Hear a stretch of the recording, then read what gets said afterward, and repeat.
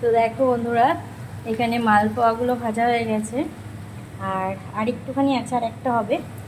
আর এখানে দেখো ভাজা হচ্ছে, আর মালপোয়া থেকে তেল ঝরানোর পদ্ধতি দেখো, টেকনিক দেখো। 400 গ্রাম তেল এখন এতটা আছে, আর কড়াইয়ের মধ্যে এখন এতটা আছে। খুবই কম তেলে ভাজা হলো, জানি না আমার হাতটা কি। তবে 1 গামলা বড়া, তারপরে এতগুলো মালপোয়া হয়েছে, এতগুলো এখানে মালপোয়া হয়েছে। এখানে আরও দুটো হবে, আর এখানে দেখো এতগুলো।